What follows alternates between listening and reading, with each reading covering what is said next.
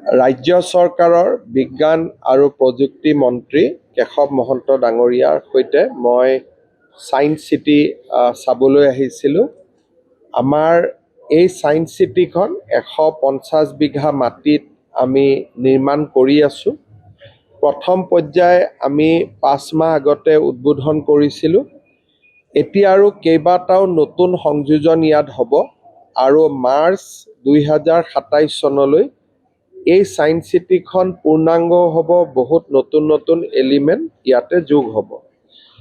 আজি আৰু কেইবাটাও, বিশেষকৈ এটা ডিজিটেল পেনাৰমা, লগত এটা কনভেনশ্যন চেণ্টাৰ, এটা পাৰ্কিং ফেচিলিটি, এটা মিউজিকেল ফাউণ্টেন, এনেকুৱা আৰু কিছুমান এলিমেণ্ট এড কৰিবৰ বাবে মই 100 কোটি টকা ৰাজ্য চৰকাৰৰ পৰা আগবঢ়াবৰ বাবে মোৰ ইচ্ছা মই আমাৰ ছায়েন্স এণ্ড টেকন'লজি ডিপাৰ্টমেণ্টক জনাইছোঁ।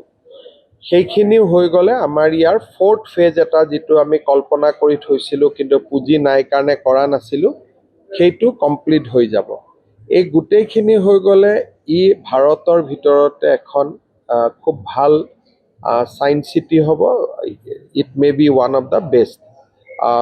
মই আমাৰ ভাৰত চৰকাৰৰ সাংস্কৃতিক বিভাগ আৰু অসম চৰকাৰৰ বিজ্ঞান প্ৰযুক্তি বিদ্যা বিভাগে জইণ্টলি ইয়াক ডেভেলপ কৰি আছে। আৰু মইতো ভাবোঁ যে মই বিশেষকৈ আহ্বান জনাম স্কুলৰ ছাত্ৰ ছাত্ৰী, কলেজৰ ছাত্ৰ ছাত্ৰী সকলোৱে যাতে ছায়েন্স চিটিলৈ আহে।